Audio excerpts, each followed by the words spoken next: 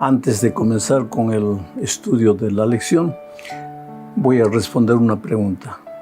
¿Por qué nacen niños con problemas? En otras palabras, ¿por qué sufren los inocentes?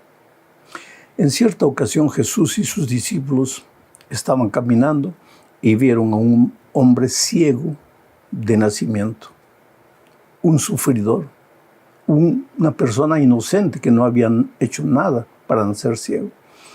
Pero los discípulos le preguntaron a Jesús, ¿quién pecó, este o sus padres, para que naciese ciego?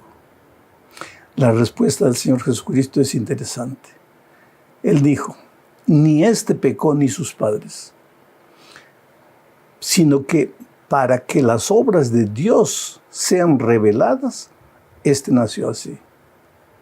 Eso parece injusto.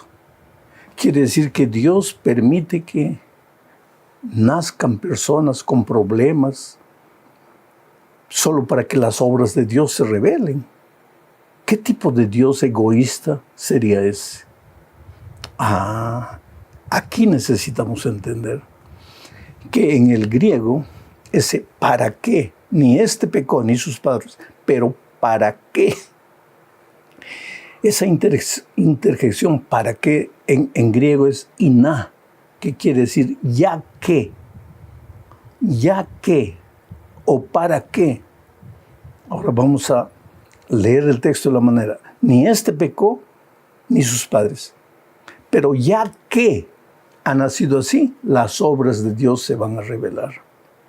Oh querido, desde que el pecado entró al mundo, el dolor es una ley. Sufren los grandes, los pequeños, los culpables, los inocentes, los hombres, las mujeres, los niños, los ancianos. El dolor es inevitable, pero ya que el dolor es inevitable, mientras Cristo no vuelva, porque cuando Cristo vuelva acabará el dolor, ya que mientras estamos en este mundo, ya que el dolor es inevitable, las obras de Dios serán manifestadas. Esto es maravilloso. Dios no es culpable del sufrimiento. El pecado entró por causa nuestra. Hoy peregrinamos en este mundo de dolor, pero nos resta la esperanza de que Jesús viene para colocarle un punto final al dolor en este mundo. Ahora sí vamos a la lección número 13 para el 29 de junio del año 2024. Esta es la última lección. La próxima semana entramos al estudio del Evangelio de San Marcos, un nuevo trimestre. Pero la última lección de este trimestre tiene como título El triunfo del amor. Y el propósito de este estudio es mostrar que finalmente, después de una larga lucha, de un largo conflicto, finalmente el amor de Dios vencerá. Finalmente el dolor tendrá fin. Finalmente entraremos al reino de los cielos con el Señor Jesucristo. Hablemos del primer subtítulo, Esperanza en tiempos difíciles. Mira, aquí vamos a hablar del fin del tiempo de gracia y de la angustia de Jacob. Te digo una cosa, Dios es amor. Si dependiese de Dios, todos los seres humanos se salvarían. Pero no depende solo de Dios. Dios ha hecho todo lo que era necesario hacer para salvar al ser humano. Pero como Dios creó al hombre libre, no lo puede forzar, no le puede obligar a aceptar la salvación. Y por más que el plan de redención se haya cumplido, todo se haya realizado para nuestra salvación, si nosotros no queremos, pues la salvación no tiene ningún valor para nosotros. Esta idea va contra el universalismo, porque hay gente que cree que Dios es amor, Dios es misericordia y por tanto todos se salvarán. No. Dios es misericordia, Dios es amor, pero solo se salvarán los que acepten la salvación en Cristo. Hoy día Dios llama. toca la puerta del corazón, insiste una y otra vez. Pero va a llegar un momento en que Jesús necesita volver y el tiempo de gracia llegará a su fin. Y eso es lo que dice Apocalipsis 22, 7, 11 y 12. Leo. He aquí vengo pronto, dice Jesús. Bienaventurado el que guarda las palabras de la profecía de este libro, que contiene la verdad, ¿no es cierto? El que es injusto, sea injusto todavía. Y el que es inmundo, sea inmundo todavía. Y el que es justo, practique la justicia todavía. Y el que es santo, santifíquese todavía. He aquí yo vengo pronto, y mi galardón conmigo, para recompensar a cada uno según sea su obra. Interesante este texto. El tiempo de gracia tiene fin. Va a llegar un momento antes de la venida de Cristo en que las puertas de la gracia se cerrarán. Pastor, ¿cuándo va a suceder eso? No, ni tú, ni yo, ni nadie puede saber, solo Dios. Pero se va a cerrar. Hasta ese momento, el que podía ser salvo, sería salvo. El que aceptaba, sería salvo. Por más pecador que hubiera sido en la vida, si se arrepentía, si confesaba, si aceptaba la gracia de Cristo, estaba salvo. Pero cuando el tiempo de gracia se cierre, ahí el que es justo seguirá siendo justo. Y el que estaba perdido, pues estará perdido. Ya no hay más posibilidad de salvación. Pero no necesitas asustarte, porque Daniel capítulo 12, 1 y 2 dice lo siguiente. En aquel tiempo se levantará Miguel, el gran príncipe que está de parte de los hijos de tu pueblo. No voy a explicar por qué Miguel es el gran príncipe, pero si aquí el texto dice que el gran príncipe que está de parte de los hijos de tu pueblo, se refiere al príncipe, al hijo del rey de los reyes, al Señor Jesucristo. En aquel tiempo se levantará Miguel, el gran príncipe que está de parte de los hijos de tu pueblo, y será tiempo de angustia, cual nunca fue desde que hubo gente hasta entonces. Pero en aquel tiempo será libertado tu pueblo, todos los que se hallen escritos en el libro, y muchos de los que duermen en el polvo de la tierra serán despertados, unos para vida eterna y otros para vergüenza y confusión perpetua. El tiempo de gracia se acabará y ahí comenzará el periodo de la gran angustia. La Biblia le llama la angustia de Jacob. ¿De qué se trata ese tiempo de angustia? La angustia de Jacob. ¿Te acuerdas aquella noche que Jacob estaba regresando para ver a su hermano Esaú? Y cerca del río Jaboc, a las orillas, él se arrodilló y oró y oró y lloró toda la noche. Estaba viviendo su noche de angustia. ¿Por qué? Porque al día siguiente se encontraría con su hermano, a quien había engañado, a quien había traicionado. Y la angustia de Jacob era la siguiente: mañana me voy a encontrar con mi hermano. ¿Será que él me perdonó y me aceptará? ¿O será que él no me perdonó y me destruirá? Esa angustia fue tan intensa, tan grande en la vida de Jacob. Y ahora la palabra de Dios toma esa angustia de Jacob como la angustia de los hijos de Dios en los últimos tiempos. Cuando la puerta de la gracia se haya terminado, ya no hay más oportunidad de arrepentimiento, entonces vendrá a nuestra mente la angustia. Sabemos que el tiempo de gracia terminó. No sabemos cuándo, pero sabemos que el tiempo de gracia terminó.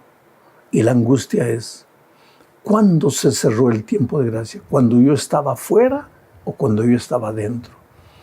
¿Cuando yo estaba andando en los caminos de Dios o cuando yo estaba andando en los caminos de pecado? ¿Cuándo se acabó el tiempo de gracia? Mañana me encontraré con mi hermano mayor, el Señor Jesucristo.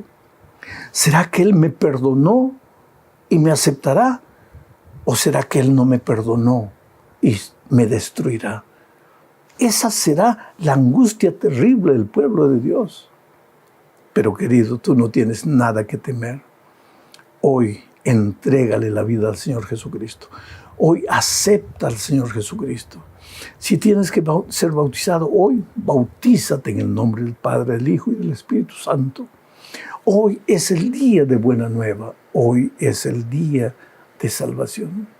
Vamos a la segunda parte del estudio bajo el subtítulo de Esperanza en el pronto regreso de Jesús. Mira, querido, el hecho de que hoy todo parezca tranquilo, relativamente, ¿no? Porque oímos guerras y rumores de guerras allá lejos en el Medio Oriente, aquí cerca en Venezuela, en fin. Pero el hecho de que aparentemente todo está tranquilo no quiere decir que Jesús se olvidó de nosotros y que Jesús no volverá. El hecho de que la violencia, la miseria, la traición proliferan no quiere decir que Jesús no volverá. El hecho de que muchos vivan como si Dios no existiera, dando rienda suelta a sus instintos, a sus impulsos carnales, no quiere decir que Jesús no volverá. Uno de cada 25 versículos del Nuevo Testamento habla de la venida de Jesús. La venida de Jesús no es una teoría, no es una vana esperanza, es una realidad. Cristo va a venir cuando en la agenda divina llegue el día y la hora de la venida de Cristo. Él vendrá para ponerle un punto final a la historia del pecado. Por eso Juan 14, 1 al 3 contiene las palabras del propio Señor Jesucristo que dijo: no se turbe vuestro corazón. ¿Creéis en Dios? Creed también en mí. En la casa de mi Padre muchas moradas hay. Si así no fuera, yo os lo hubiera dicho. Voy pues a preparar lugar para vosotros. Y si me fuere y os prepararé el lugar, vendré otra vez y os tomaré a mí mismo para que donde yo estoy, vosotros también estéis. De esta promesa maravillosa que el propio Señor Jesucristo hizo, Él dijo: vendré otra vez. Y Dios no es hombre para que mienta, ni hijo de hombre para que cambie su opinión. Dios es Dios. El Señor Jesucristo es Dios, uno con el Padre y con el Espíritu. Y Él dijo: vendré otra vez, y puedes creer que el Señor Jesucristo vendrá. Aunque los seres humanos hoy día, muchos se burlen, se ríen de la bendita esperanza de la vuelta de Cristo, Él vendrá.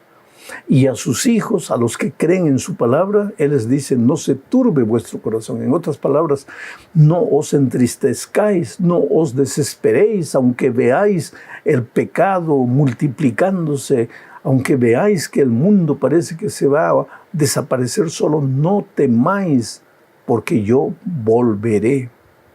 ¿Y qué es lo que Tito 2, 11 al 14 dice? Leo: porque la gracia de Dios se ha manifestado para salvación a todos los hombres, la gracia de Dios, enseñándonos que renunciando a la impiedad y a los deseos mundanos, vivamos en este siglo sobria y justa y piadosamente. Quiere decir que la gracia de Dios no hace que vivamos como querramos, sino que la gracia de Dios nos enseña que renunciando a la impiedad y a los deseos mundanos, vivamos en este siglo sobria, justa y piadosamente, aguardando la esperanza bienaventurada y la manifestación gloriosa de nuestro gran Dios y Salvador Jesucristo, quien se dio a sí mismo por nosotros para redimirnos de toda iniquidad y purificar para sí un pueblo propio, celoso de buenas obras. ¿Qué dice Pablo en la carta a Tito? Dice que la gracia del Señor Jesucristo se manifestó, colocó en nuestro corazón la esperanza de su venida, de su segunda venida. La gracia del Señor Jesucristo nos enseña a vivir sin mancha en este mundo. Y dice que la gracia del Señor Jesucristo visa preparar un pueblo para encontrarse con Cristo, pero un pueblo celoso de buenas obras. ¿Tú ves de qué manera maravillosa Pablo une la gracia y las obras? Somos salvos por la gracia para preparar un pueblo deseoso de buenas obras. Las obras tienen un lugar en la vida del cristiano. Las obras no salvan, la gracia salva. Pero si la gracia te salvó, vas a producir buenas obras. Vas a seguir en obediencia a los 10 mandamientos de Dios. Vamos a la tercera parte. Aquí se habla del milenio en la tierra. ¿Qué sucederá cuando Jesús regrese? Veamos lo que dice Apocalipsis 20, 1 al 3. Vi a un ángel que descendía del cielo con la llave del abismo y una gran cadena en la mano, y prendió al dragón, la serpiente antigua, que es el diablo y Satanás, y lo ató por 1000 años y lo arrojó al abismo y lo encerró y puso su sello sobre él para que no engañase más a las naciones hasta que fuesen cumplidos 1000 años. Después de esto debe ser desatado por un poco de tiempo. Cuando Cristo venga, los muertos en Cristo resucitarán. Luego los vivos se unirán a los resucitados e iremos con el Señor Jesucristo por 1000 años. Los que no creyeron en Jesús serán muertos con el resplandor de su venida. Y los que ya estaban muertos sin creer en Jesús permanecerán muertos. Nosotros iremos al cielo con Jesús por un periodo de 1000 años. ¿Y a qué nos dedicaremos? ¿Cuál será nuestro trabajo? Esta es la cuarta parte de nuestro estudio bajo el subtítulo del juicio en el milenio.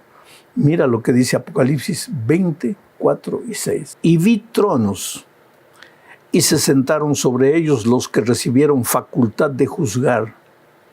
Y vi las almas de los decapitados por causa del testimonio de Jesús y por la palabra de Dios, los que no habían adorado a la bestia ni a su imagen, y que no recibieron la marca en sus frentes ni en sus manos, y vivieron y reinaron con Cristo 1000 años. Bienaventurado y santo el que tiene parte en la primera resurrección. La segunda muerte no tiene potestad sobre ellos, sino que serán sacerdotes de Dios y de Cristo, y reinarán con Él 1000 años. ¿Qué es lo que entendemos aquí?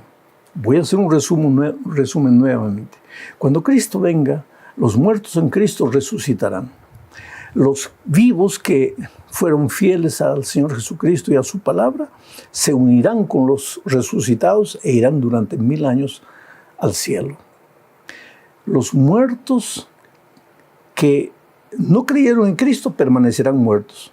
Y los vivos que no creyeron en Cristo morirán con el resplandor de su venida. El diablo prácticamente estará preso por las circunstancias. No tendrá a quién engañar, no tendrá a quién seducir. Estará preso no con cadenas, sino preso por las circunstancias. La tierra desolada, vacía. ¿Y qué eran los redimidos en el cielo? El texto bíblico que acabo de leer dice que se abrirán los libros y ellos revisarán. ¿Por qué? Porque algunas personas que tú piensas que se salvarán no estarán allá. Y algunas que tú pensabas que se perderían estarán allá. Y entonces, para aclarar cualquier duda, tú tendrás la oportunidad de revisar los libros. A eso se llama el juicio del milenio. No es un juicio que determina nada, es un juicio que comprueba por qué las cosas fueron como fueron. 1000 años. Al terminar los 1000 años, pues Dios decide traer la santa ciudad a la tierra, porque nuestro verdadero hogar será en esta tierra. En el cielo estaremos solamente 1000 años. Volveremos. Pero ahí, en esta tierra, los muertos de todas las edades resucitarán. A eso se llama la segunda muerte. Y el diablo quedará contento, porque al ver a todo el mundo resucitado va a decir, nuevamente, ahora sí. Y cuando Jesús está volviendo con la santa ciudad y los redimidos, el diablo va a hacer guerra. Y ahí sí va a llover fuego y azufre y el punto final del pecado. Ya no se levantará nunca más. Estamos entre dos eternidades. Mira lo que dice la quinta parte. Cuando Jesús regrese, solo habrá dos grupos. Leo lo que dice segunda a los Corintios 5:10. Porque es necesario que todos nosotros comparezcamos ante el tribunal de Cristo, para que cada uno reciba lo que haya hecho mientras estaba en el cuerpo, sea bueno o sea malo. solo dos grupos. Aquellos que confiaron en Cristo, aceptaron la gracia de Cristo, y aunque en algún momento de su vida, cuando no conocían a Jesús, vivieron en la miseria, el pecado, pero se arrepintieron y aceptaron a Jesús, estarán en el grupo los redimidos para recibir el galardón que Jesús viene a traerles. El otro grupo es aquellos que no obedecieron a Jesús y que muchas veces, pensando obedecer a Jesús, solo obedecieron tradiciones humanas. Aquellos que cerraron sus ojos a la verdad de la palabra de Dios, cerraron sus oídos al evangelio puro y eterno de la palabra de Dios. Solo dos grupos, ovejas y cabritos. Las vírgenes prudentes, las vírgenes insensatas. Cristo viene para llevar a su pueblo. ¿Eres tú parte de su pueblo? Abre tu corazón a Jesús. Entrégale tu vida. Oh querido, no se trata de esta es mi iglesia, la tuya es esta, yo defiendo mi iglesia, tú defiendes. No se trata de eso. Se trata de abrir los ojos a la palabra de Dios y seguir lo que la palabra de Dios dice y hacer caso a la voz del Espíritu Santo que te habla. Que Dios te bendiga ricamente. Si no nos vemos nunca en esta tierra, yo quisiera verte un día en el reino de los cielos. La palabra de Dios. Y la vamos a abrir en el capítulo 2 de Romanos, versículos 4 y 5. Yo quiero decirles una cosa. Si no existiera la palabra de Dios, no existiría la predicación.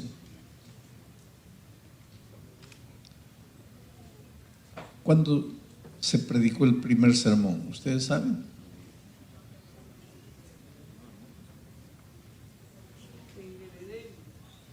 Perfecto. Allí se oyó por primera vez la palabra de Dios. ¿Y qué decía el sermón? Sea la luz. Y la luz fue. Ahora, la palabra no es teoría. En el principio era la palabra. La palabra era con Dios. La palabra era Dios. Cuando Dios en el principio dijo sea la luz, la palabra estaba interviniendo. Por eso la Escritura afirma que por Jesucristo fueron creados los cielos y la tierra. La palabra. Esta mañana yo no puedo predicar sin abrir la palabra. Hoy la palabra está escrita. La palabra de Dios es poderosa. No había cielo, no había tierra. La palabra de Dios creó. Cuando Jesús estuvo en esta tierra, encontró un cadáver ya podrido. Dijo, Lázaro, sal. Y por la palabra, el cadáver anduvo. La palabra tiene poder. Esta noche la palabra puede hacer andar paralíticos espirituales. Puede hacer andar cadáveres espirituales. Esta mañana la palabra puede abrir el ojo de los ciegos espirituales. La palabra es poderosa. Es por eso que ninguna predicación debe empezar sin leer la palabra. El predicador no viene al púlpito para predicar lo que él cree, lo que él piensa. El predicador viene al púlpito para predicar lo que Dios ha dejado en su palabra.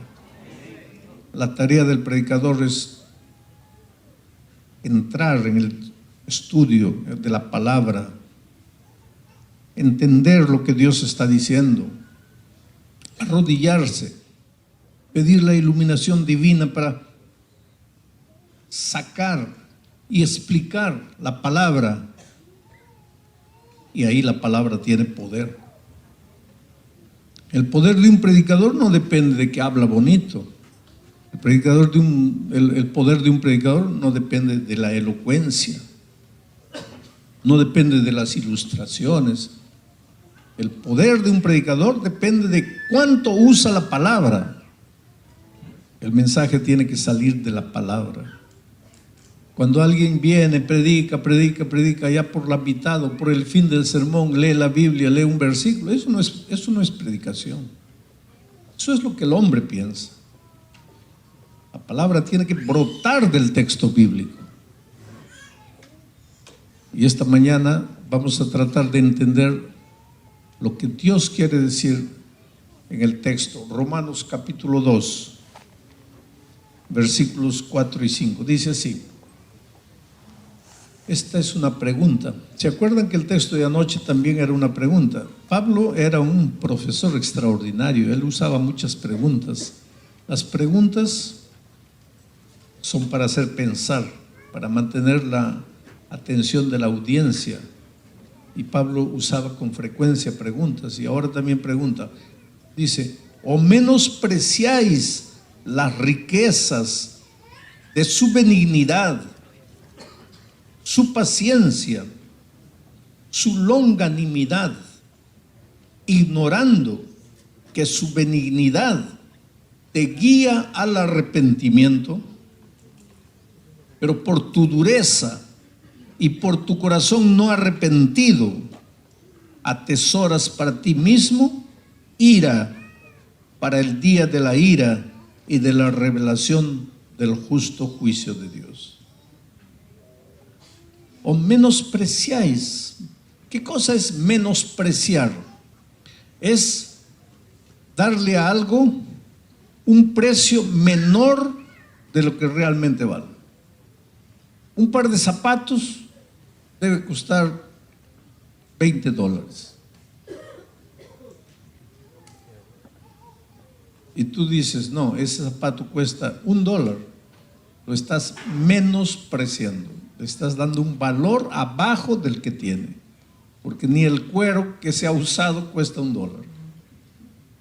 Entonces, lo que Pablo dice así es, menosprecias la benignidad, el amor y la longanimidad de Dios.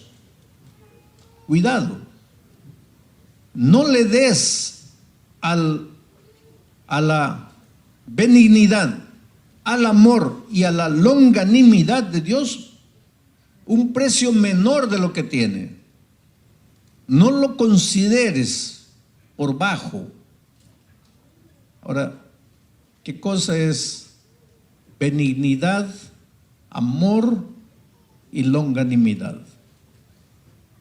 Las tres en realidad son palabras casi sinónimas, quieren decir la misma cosa. Benignidad nace del amor de Dios. El amor de Dios es Él. La longanimidad es la paciencia que Dios te tiene, nacida del amor de Él. Las tres están arraigadas en la palabra amor. Amor. El amor no es un sentimiento. El amor es una persona. Juan dice, Dios es amor. Escucha bien. Juan dice, Dios es amor. El amor no es un sentimiento. El amor es una persona. ¿Por qué una pareja se casa? Y después de 20 años de casado, el hombre mira a la señora y dice, oye, tengo una cosa que decirte, es muy seria, yo no quisiera herirte, pero tengo que decirte, ya no te amo. ¿Cómo ya no te amo? Tú nunca amaste. Lo que tú sentías, que tú tenías en tu corazón y que le llamabas amor, era sentimiento. El sentimiento acaba, pero el amor no, porque el amor es Dios en ti. Entonces, el amor es un principio, El amor es eterno, el amor no acaba nunca. ¿Todos los hogares tienen problemas? Claro que sí, pero problemas no son para divorciarse, problemas no son para separarse, problemas son para ser resueltos, para arrodillarse, para pedir la dirección divina. Pero nosotros los seres humanos por naturaleza somos egoístas. Yo digo, te amo, mientras mi esposa es flaquita, bonita, la piel tierna, ahí cualquiera ama. Pero ¿qué pasa si en un accidente mi esposa pierde las piernas, pierde los brazos? ¿A dónde se va mi amor? El sentimiento acaba, el amor no acaba. Bueno, ese no es mi tema. Estoy hablando de la palabra amor. Tú nunca vas a entender el amor de Dios. En todos los años de ministerio que tengo, tal vez el trabajo más difícil que he encontrado en la vida es convencer al ser humano de que Dios lo ama. Porque cuando el ser humano piensa en el amor de Dios, inmediatamente piensa en su conducta y raciocina así: si yo soy bueno, Dios me ama, pero si no soy bueno, Dios no puede amarme. Y nosotros nos encargamos de crear esa cultura en la cabeza de los seres humanos, porque decimos así: mira, pórtate bien, porque si no, Dios no te va a amar. Anda en los caminos de Dios, porque si no, Dios te va a dejar de amar. Dios se va a cansar de amarte. Pero aquí Pablo viene y dice: no. Tú no puedes menospreciar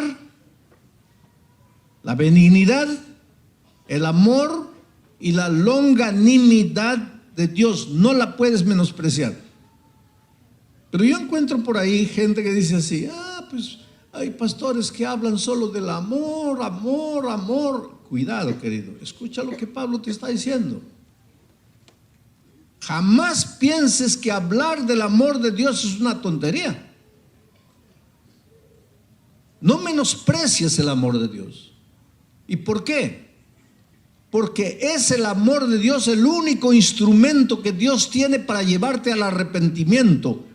El amor de Dios es el único instrumento que Dios tiene para llevarte al arrepentimiento.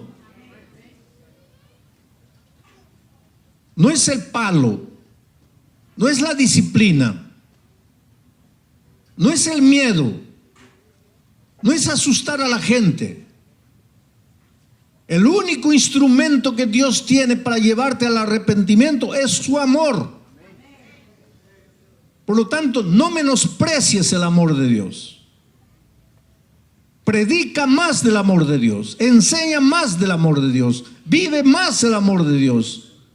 Porque Dios no tiene otro argumento para llevarte al arrepentimiento.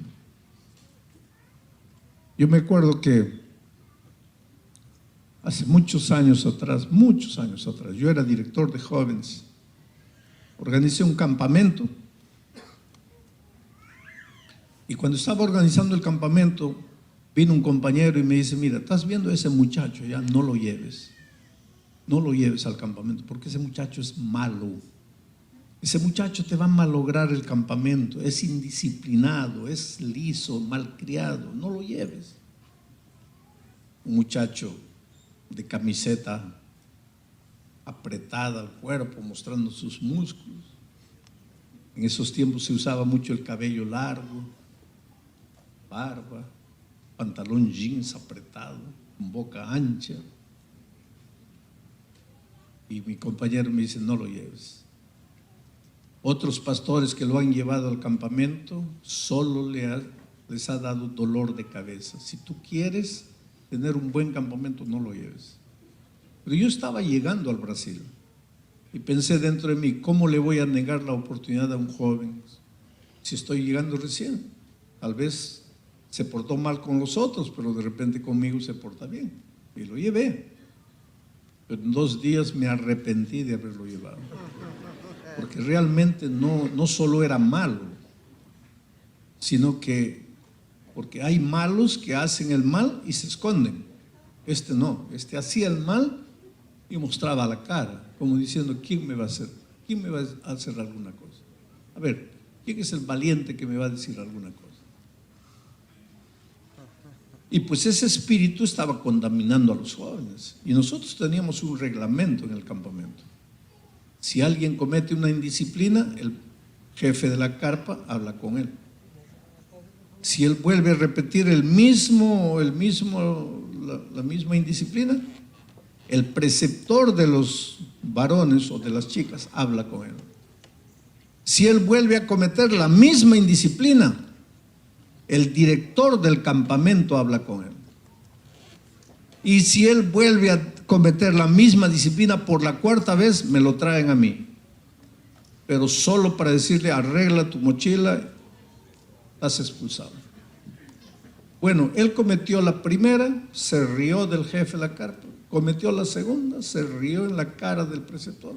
Cometió la tercera, se rió en la cara del director. Cometió la cuarta indisciplina. Entonces el director vino donde mí y me dijo, mira, tienes que hablar, porque ese muchacho tiene que irse de acuerdo al reglamento, ya cometió la cuarta, tiene que irse. Pero cuando el director vino a hablar conmigo, era después de la reunión de la noche, era más o menos 10:30, 11 de la noche, y nuestro campamento estaba en el campo. ¿Y cómo lo íbamos a mandar a la casa en el campo, a pie, abandonarlo en la oscuridad? No podíamos. Entonces yo le dije al director, vamos a esperar mañana. Mañana temprano yo hablo con él. Porque ahora a medianoche no lo podemos expulsar. Pero el muchacho no esperó medianoche. Porque en la madrugada, debía ser 2, 3 de la mañana, yo me desperté con el grito de los muchachos, las chicas, todos gritando en medio de la oscuridad, porque teníamos luz eléctrica con un motor y el motor estaba apagado, entonces estaba todo oscuro. Y yo salgo para ver qué es lo que está sucediendo. Y las carpas caídas, un muchacho tropezando, el otro gritando, el otro llorando. En la oscuridad podría haberse provocado una tragedia, porque él, de madrugada, agarró agua fría y fue abriendo las carpas de los muchachos, de las chicas, y echándoles agua fría. Y los muchachos durmiendo salían y corrían de aquí para allá, y las carpas se caían. Podría provocar una tragedia. Y yo salgo para ver qué es lo que está sucediendo. Y en el centro del campamento, un muñeco de trapo grande, ardiendo, y en el pecho escrito, Pastor Bullón. Entonces dije, ese no se queda más ni un segundo aquí. ¿Dónde está? Está en su carpa. Fui a la carpa. Ahí estaba él con la mochila arreglada ya. Y cuando yo entré me dicen, no necesitas decirme nada, yo ya me voy. A mí nadie me expulsa, yo me voy. Y en ese momento como que Dios cambió lo que estaba sintiendo. Y le pregunté, pero ¿quién te dijo que te voy a expulsar? ¿Cómo quién? Tu reglamento no dice que cuando tú hablas es solo para expulsarme. Pues a mí nadie me expulsa, yo ya me voy. Le dije, no, yo no vine a expulsarte. ¿Y viniste a qué?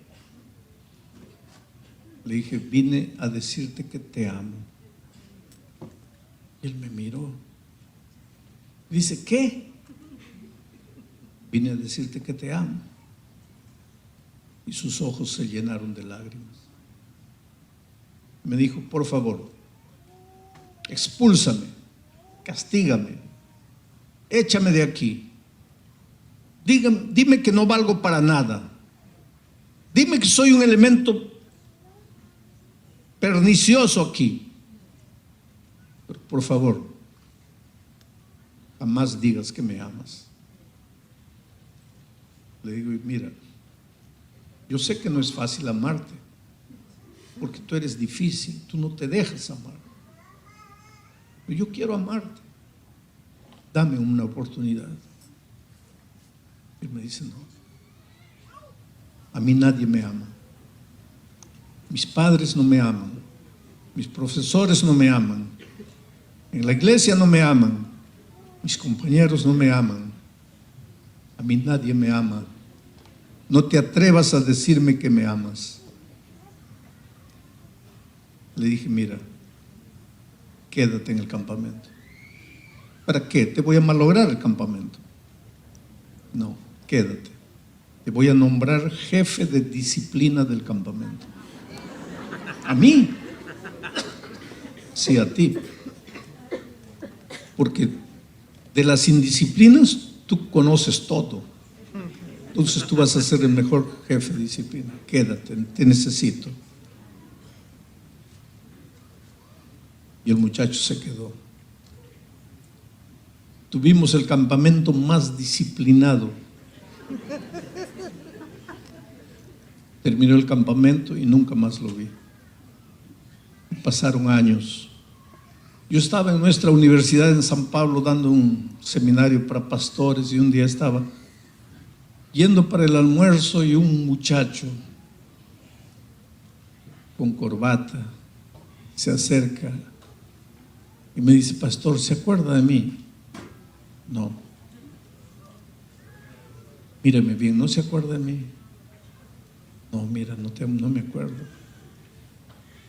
Dice, hace muchos años, pastor, en un campamento yo hice un muñeco de trapo con su nombre y lo quemé.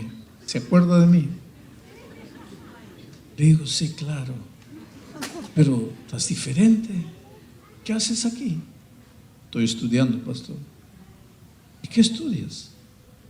Este año me gradúo en teología. Voy a ser un pastor igual que usted.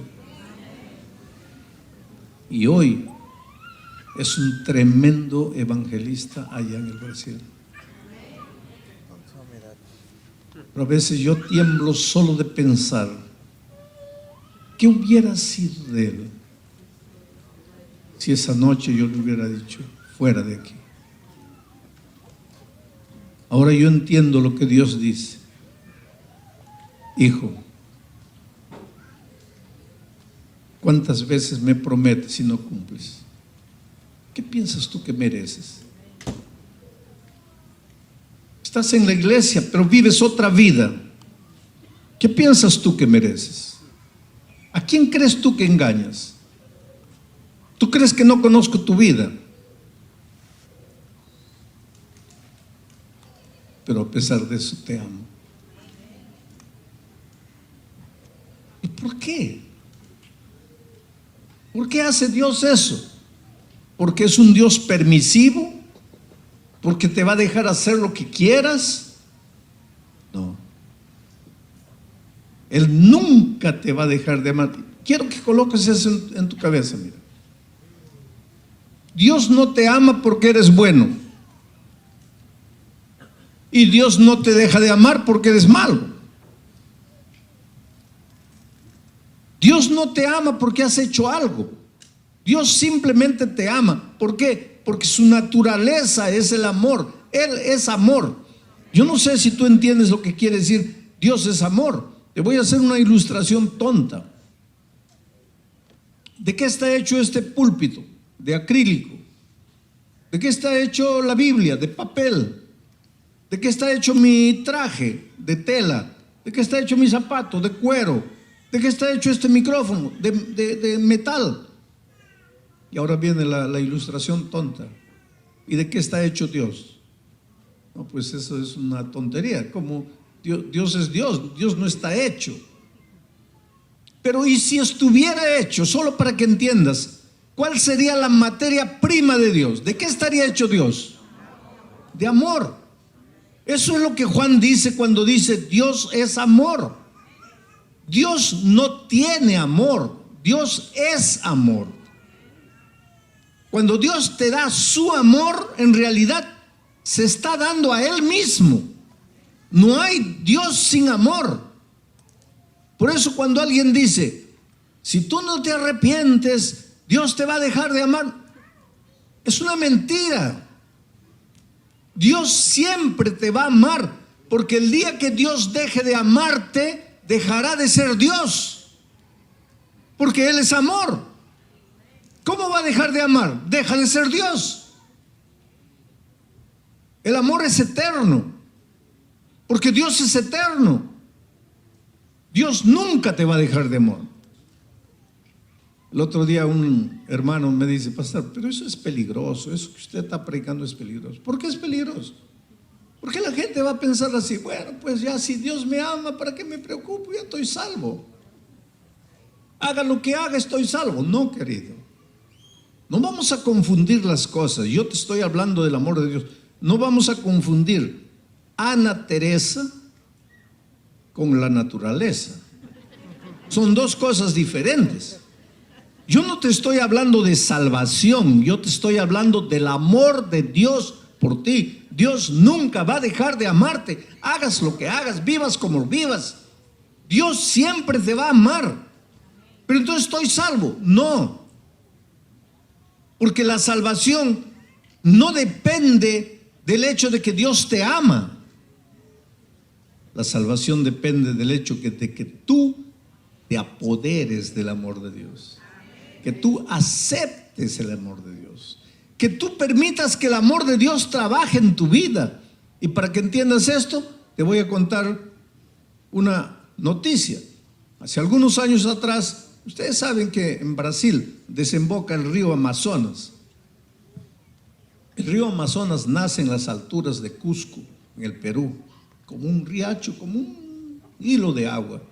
Y pues va avanzando, avanzando, recibe afluentes. Cuando llega al Brasil ya es un río enorme, y cuando sale del Brasil y entra al mar, es un río tan grande que si tú te paras en una orilla, tú no alcanzas a ver la otra orilla de tan grande que es.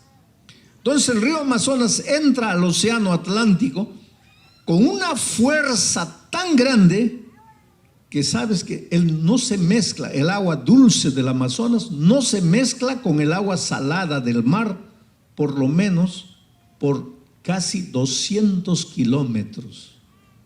¿Cuánto es 200 kilómetros? Es mucho.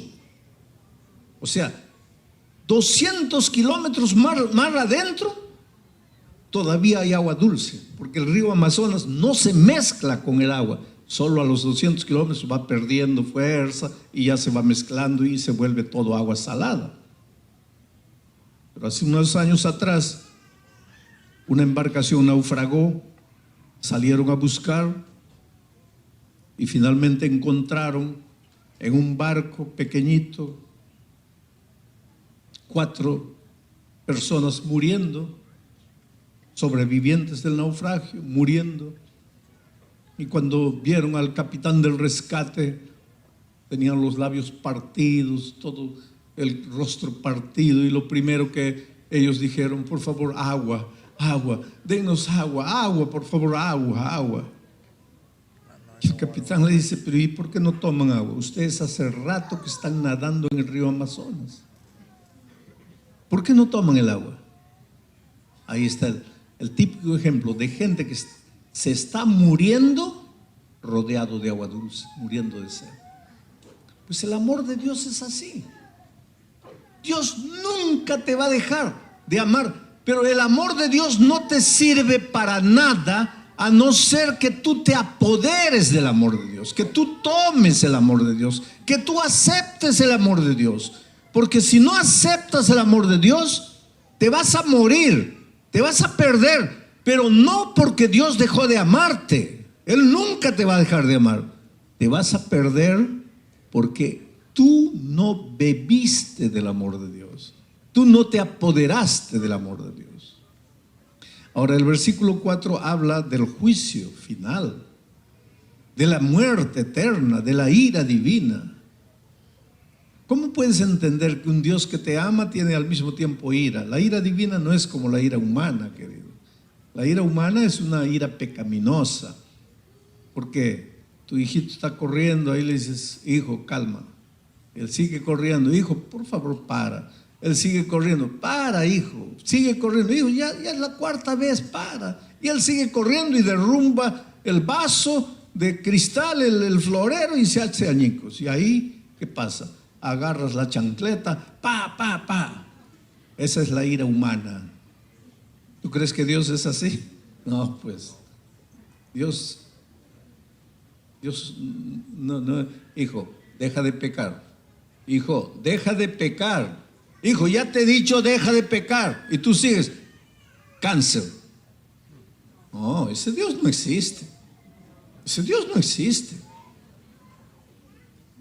Pero el escritor bíblico no tiene otra palabra para explicar la consecuencia del pecado y le llama ira divina a la consecuencia del pecado, que nada más es que la decisión que el hombre tomó. Y te voy a hacer una ilustración de esta manera. Cuando Cristo venga, y algunos de ustedes se van a asustar con esto, cuando Cristo venga, Él no viene para destruir al ser humano, sea bueno o sea malo.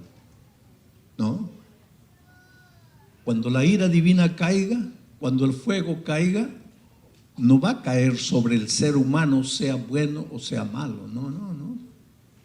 Porque el ser humano es lo más precioso que Dios tiene en la tierra. Entonces, ¿todos se van a salvar? No todos se van a salvar. Hay algunos que se van a quemar. Pero no es porque Dios les va a mandar fuego para quemarlos. Cuando Dios viene, cuando Jesús viene a la tierra por segunda vez, Él viene para destruir al pecado, Lo más horrible que hay en el mundo para Dios es el pecado. ¿Y por qué? Porque el pecado te destruye, el pecado te hace sufrir, Dios te ama. Y lo que estás viviendo hoy es consecuencia del pecado. Entonces Dios, Él dice que cuando Jesús venga, el pecado no se levantará por segunda vez.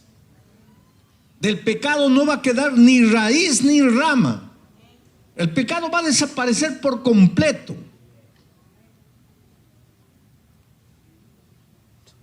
¿Y quiénes se van a quemar? Aquellos que hoy se agarran del pecado y no lo quieren soltar. Entonces, cuando la ira divina caiga, cuando el fuego caiga, no cae sobre el hombre, cae sobre el pecado. Pero ¿quiénes se van a quemar? Los que no quisieron soltar el pecado. ¿Por qué? No porque Dios dejó de amarlos, sino porque ellos no quisieron soltar el pecado. Por eso la Biblia dice, hoy es el día de buena nueva. ¿Qué buena nueva? Suelta el pecado. Suelta el pecado. Ven aquí a mis brazos. Arrepiéntete. Y ahora viene Pablo y dice, y el instrumento que Dios tiene para llevarte al arrepentimiento es su amor, su benignidad, su longanimidad. El libro de Oseas es un libro extraordinario. El profeta recibe una orden divina. Los profetas eran seres incomprendidos. Dios le dice al profeta, ve al prostíbulo y saca una mujer de allí y cásate con ella. Entra a la iglesia, desfila con ella, vístela de blanco y cásate con ella. Y él se casa. Y todos se ríen de él, todos se burlan de él, todos lo miran y dicen, mira qué tonto, ¿no? Tanta chica bonita, linda por ahí, decente, y se casa con una prostituta. Pero era la orden divina, cásate. Que Dios a veces quería enseñarle al pueblo lecciones a través de sus profetas, no de las palabras, sino de la vida del profeta. Bueno, todo queda maravilloso los primeros meses, y un día ella se va con otro hombre y lo deja el profeta. Y todo el mundo se ríe y dice, pues ya sabíamos. Eso era lo que le esperaban para que se casa. Y un día alguien llega donde el profeta y le dice, oiga, tu esposa está embarazada del otro. Y el otro la ha botado de la casa y está en la calle. no tiene para comer, no tiene dónde dormir, embarazada, esperando el hijo de otro. Y Dios le dice al profeta: ve y tráela de vuelta. Pero Señor, ve y tráela de vuelta. Y él va y la recoge en la calle y la trae a la casa y la cuida y la alimenta. Y el niño nace y el profeta acepta al niño como su hijo. Pasa 1 año y medio y la mujer se va con otro hombre y deja al profeta con el hijo de otro. Y después alguien llega y le dice: tu esposa está otra vez embarazada de ese otro hombre, está en la calle, botada, sin comer, sin tener dónde dormir. Y ahora viene Dios y le dice: ve y tráela de nuevo. Y el profeta llora. Le dice: Dios mío, ¿qué quieres? ¿Qué quieres de mí? No me discutas, ve. Y él va y trae a la mujer. Y el niño nace. Y él acepta al hijo de otro. 1 año y medio después, la mujer se escapa con otro. Y se queda embarazada de otro. Y se queda en la calle, muriendo de hambre y de frío. Y ahora viene Dios y le dice: ve y trae de nuevo a tu mujer. Y ahí el profeta ya no puede más y le dice: Dios mío, por favor, ya le he dado una oportunidad y otra. Y Dios le dice: hijo, yo quiero que entiendas una cosa. Tú eres yo. Y la mujer es mi pueblo. Mi pueblo. Me traicionan, se van con otros, vuelven con sida, vuelven enfermos, vuelven destruidos y yo los recibo. Y después me dejan y se van y vuelven y yo los recibo. Y después se van y vuelven y yo los recibo. Yo quiero que entiendas lo que es mi amor. Pero la 4ª vez la mujer mira al profeta cuando viene un hombre ahí y la comienza a hablar. Y la mujer mira al hombre y le dice: nunca más. Yo no puedo más herir el amor de mi esposo. ¿Por qué? Porque es el amor que te lleva al arrepentimiento. Es el amor que finalmente te conquista. Es el amor que finalmente te lleva a la conclusión: Dios mío, no quiero más hacerte sufrir.